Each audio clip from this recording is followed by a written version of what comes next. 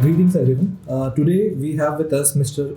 K V Ramani, who has been honored by the Prime Minister of India, Shri Narendra Modi, for playing a major role in assisting the IT sector in India as the co-founder of NASSCOM, and for Shri Sai Sansthan for numerous philanthropic initiatives for education and medical for the underprivileged in India. Mr. Ramani is also the co-founder and Chancellor at Sai University, and we are honored to have this interaction with him for showcasing his vision to the youth of India. Thank you, Ramani sir, for giving us your valuable time. I would like to ask you a few questions regarding the Sai University and how it is helping the students in the coming years of education. So, Thank you. Thank you for giving us an opportunity to talk to the students through the college dunia medium. yes, sir. So you have held key position in the companies and institutions throughout your professional career. We want to know what are the key factors that keep you connected with the education sector. That's a very, very interesting question. I would like first have to address it at a high level. The high level answer to your question is education is the biggest leveler in the country or in the world. We see the development of any country or the growth of any economy or the improvement of the lifestyle of any family. What plays a major role is the education of the next generation.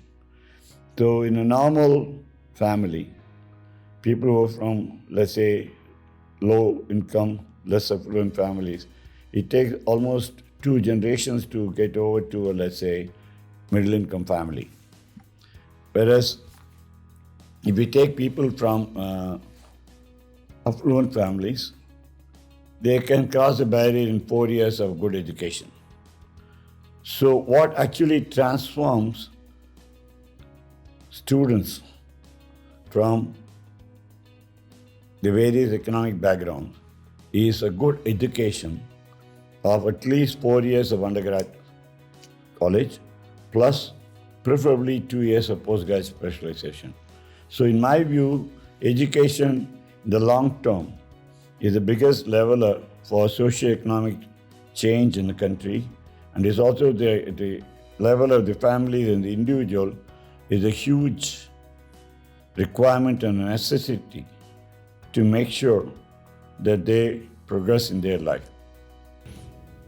Yes, sir. So, thank you for your insights in the education sector, sir. Now, sir, being the founder and chancellor of Sai University, we would like to know what is the vision for Sai University to address these problems in our country. So, Yeah, that's again a very interesting question. I just want to come from the top and say that although I come from a tech and IT background, and we've done a lot of community service through our charitable trust, we've been giving 3,000 children scholarship each year. Then during that time, we found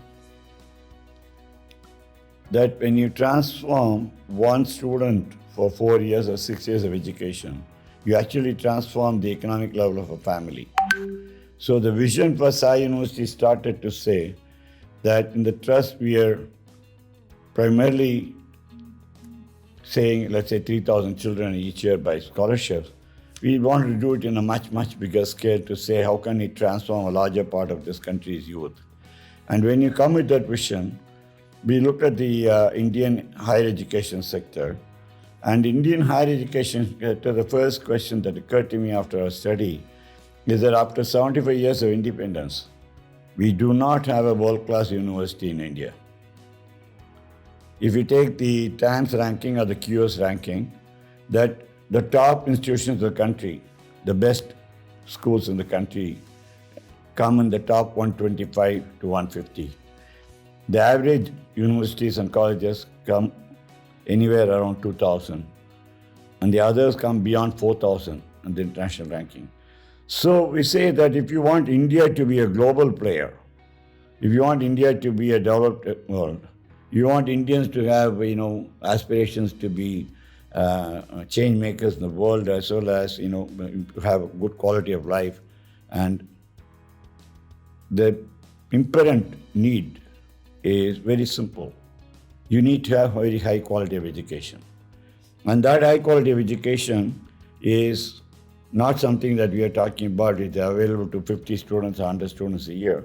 We are talking about creating a, let's say, world-class university in India, an international university in India, where we have several thousand students graduating each year for several years, and that will transform the individuals and the society.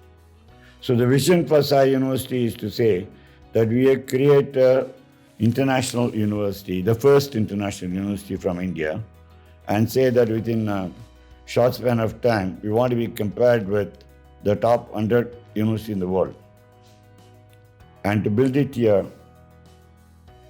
in a way that our students can study in India and get the same world-class education. Yes, sir. So we know that there are various disparities between Indian and other foreign countries when it comes to education.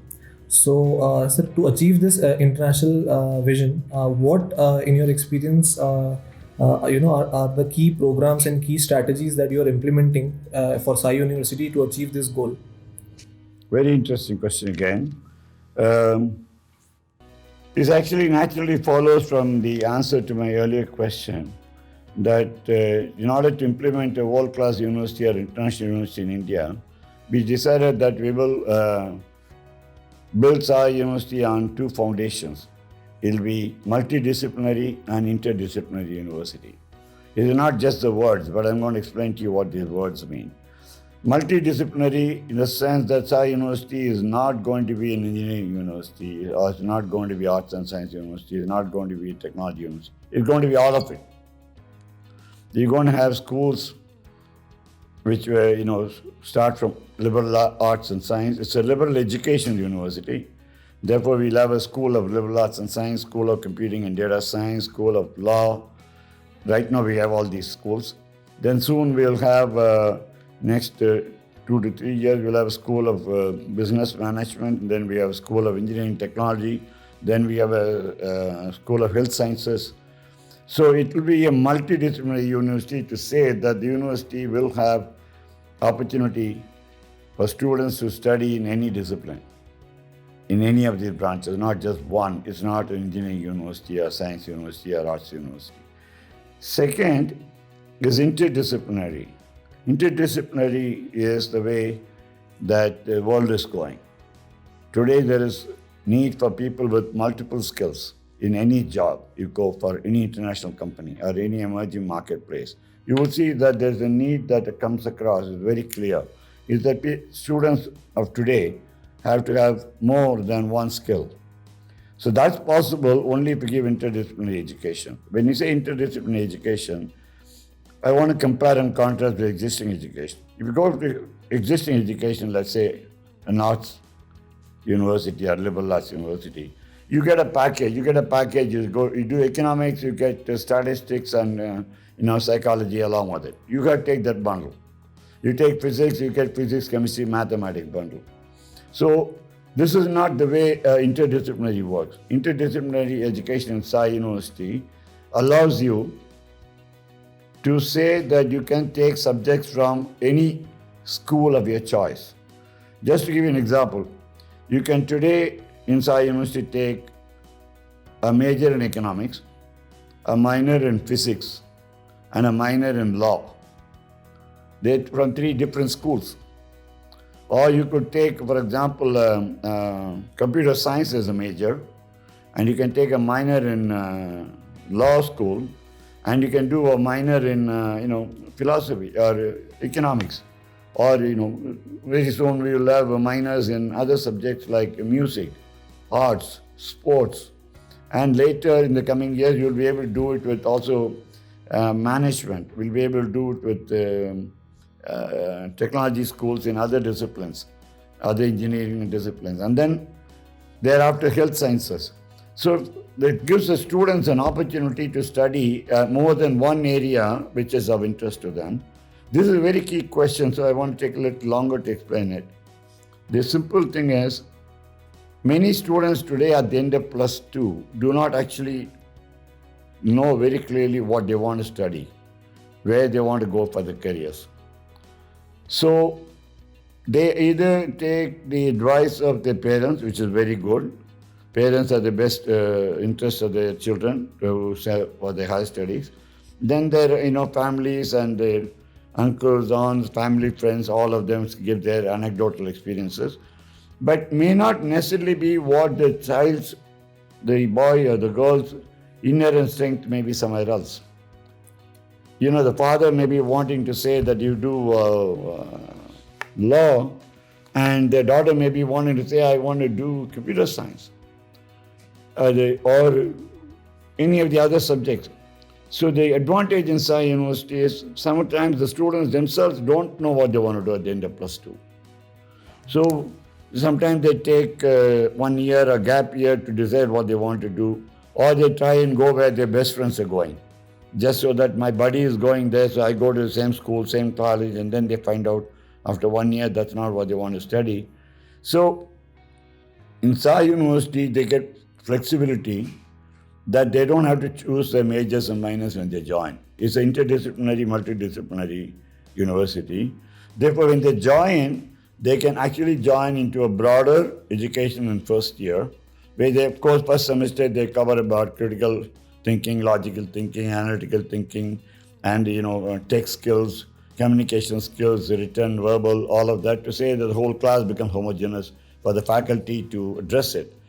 And the second semester, the students get to choose a bouquet of courses from a cafeteria of, let's say, 12 courses. They can take 6 or 8 depending on their ability. It could vary across schools.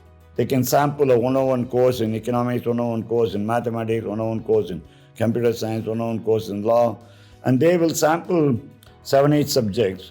By that time, they will get an idea what this in-depth study of a subject is, because this difference in school education and college education is a key factor. In the school, the teacher comes, there's a fixed syllabus, the fixed examination pattern. The teacher comes, covers the syllabus, and the examination will only ask you questions from that syllabus. You are prepared for the answers from the syllabus. You have to give the keyword answers, then you get your grades. But here, higher education is not driven by only grades. Students have to learn the subject, they have to acquire knowledge. So in order for them to do it, in the second semester, we are giving a flavor of several subjects, let's say 10 subjects, 8 subjects, according to their ability. By that time, they have a good understanding. Okay, what does it take to be a career in law? What does it take to take a computer science career? What does it take to be a career in computer science combined with economics or law? And therefore, when they go to year 2 in Sai University, they have what we call a choose your own major and minor program. So they have actually sampled the courses, about 8 courses, and based on the 8 courses, they can take 1 major and 2 minors in year 2, and then they go on to complete their undergrad degree in those majors and minors. So the key is the students first get a sample of the subjects, wide variety of subjects, then they integrate to the class, they build a fraternity and fellowship with the students and the faculty. Then after that, they sample a variety of subjects and courses of their choice, and then they can move on to specialize in a subject that they like out of that bouquet to, let's say, 3 courses or 3 subjects, and then they can build a career around it. And I want to give you an example of this. The current year's Sai University first cohort of students undergrad. 2 girls fascinated me when they met me to talk about the university. Being the founding batch, they were all interested to know more about the university before joining. And these 2 very bright young girl students, they said, "Sir, do you offer a question?" They asked me a question. "Sir, do you offer biotech and computer science combination?" I said, "Sure, we have that, but you don't have to decide it now. You can take at the end of year 1, after even sampling it." They said very clearly, "No, we want this combination." We said, "Of course you have it, you can join," and they joined. Then I asked them, "I'm curious, why do you want this combination?" And the 2 students were very clear in the reply. They say that they want to do further studies in bioinformatics. And there's no university which is offering us those programs in India.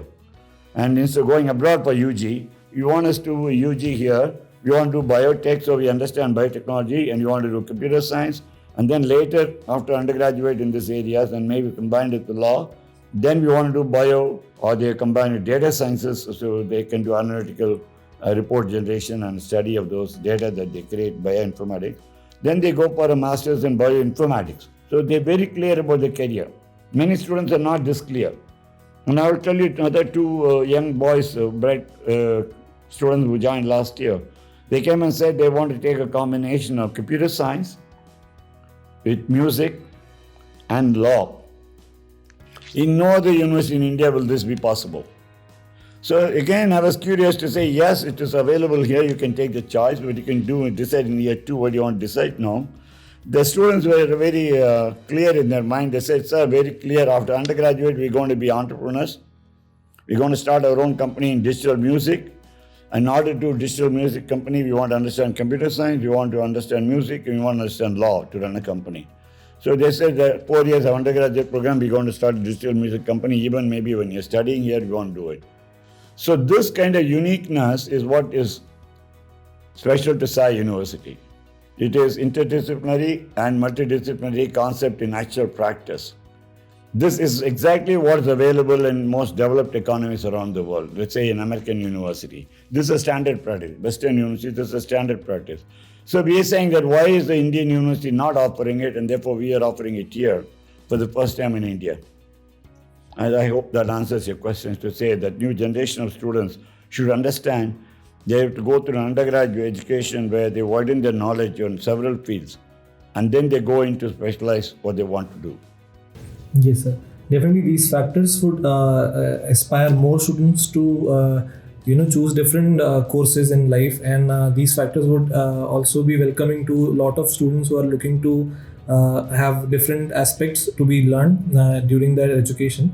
And sir, the last question that we want to discuss is about the students who will be coming from these backgrounds. They might be from different economic backgrounds, different ethnicities. So how can Sai University be welcoming to all the students who are coming from all parts of India and abroad? No, it's a very good question once again. I think you prepared your questions very well. I understand why College Dunia is well sought after by so many students and parents. The key is very simple. Sai University is about education, providing world-class education as a service. There's a fundamental difference between Sai University and many of the other universities in India. Sai University is not about education as a business. Let me repeat, Sai University is not doing higher education business. It is a non-profit organization. It is to provide world-class education. It started with the objective of providing high-quality, world-class international education in India as a service to our emerging students' population. Because today's youth population in India is the highest in the world and is growing. So we have to generate the leaders of tomorrow. We have to generate the entrepreneurs of tomorrow, the business people of tomorrow. We have to generate the scientists of tomorrow. We have to generate the managers of tomorrow, the politicians of tomorrow, the governors of tomorrow. So all of this is possible only if we build a good system of education. And that is the primary motive with which we started Sai University. And therefore in Sai University, we are completely agnostic to that background. We do not worry about caste, creed, religion, gender, and nationality, any of that at all. All that we look at is how good is the student. And if the student is good, they're meeting our standard. That's the reason we went even to the extent of saying we will not give the students already harassed by so many tests. They write tests in 10th standard, and some states 11th standard, again on 12th standard. Then they write at least 4 or 5 entrance examinations to various universities and institutions. By the time they come to their application, they get tired of how many places do we fill up. So we said we will not trouble the students with more tests. We tell the students, if you have taken any of the standard tests, we take that result. We don't want to give you one more test. So we say that if you've taken a test in some established test in India or abroad, or if you haven't, you can take any standardized test which is available in India. Any of the tests is enough for us. And based on that, we take the students to apply to one school. As I told you earlier, we have 3 schools in the current year. School of Arts and Sciences, where we are offering a BA, BSc Honours, which is a 3-year plus 1-year optional diploma. And we hope to merge, when it merges with NEP, it will become a 4-year integrated undergraduate degree. Then for computing and data science, again we made a unique system of computer science and data science in one program as a BTech for 4 years. As you know, computer science is very popular worldwide. Data science is an emerging field. According to one study, there are 1 lakh jobs vacant in the country today for data scientists, and it's growing. And when you study computer science and data science, then you get an opportunity to take 3 careers. You can be a computer scientist, you can be a data analyst, data scientist, or you can become a business development manager or business analyst, and you can do companies which are data mining and creating business opportunity using these tools of computer science and data science. Then, of course, we have a School of Law. We are offering a 5-year integrated BA LLB program. That school runs based on BCI regulations, and of course, we are awaiting the BCI approval to formally admit the student. But in the meantime, we can take an application. That's what BCI has advised us. So the key is, then of course we have 2 programs for post-graduation law. One is a Daksha Fellowship, which is a 1-year specialized program, a diploma in technology law. People who want to advance themselves in law in specialized area of technology, copyrights, patents, intellectual property, litigation, and technology law. That's a 1-year program. And then we also offer a 1-year program, LLM in law, because India has become a regulatory state, and we say that every part of the country is governed by regulators like SEBI, TRII, IRDAI, and so on and so forth. So we want to create a set of lawyers who are proficient with the regulatory laws. So it's a 1-year LLM degree with specialization in regulatory laws. So the reason I'm saying is that even the courses which are designed in Sai University are very unique compared to other universities. And the students who come in will have an opportunity to inter-study, interdisciplinary across all of these schools. So the advantage of this to the student and the parent is the career opportunities multiply. If you just have one subject that you study, you have one career opportunity. Here, by the time you finish, you will at least have 3 career opportunities that are developing for you. So the way we see it is the world is changing. Nothing is constant today. The way we communicate, the way we talk today, the way we work with each other in social media or internet or whatever, we have a system. We find that the communication and the place of work or even place of learning, thanks to the pandemic, the way students learn today, students are taught today has changed.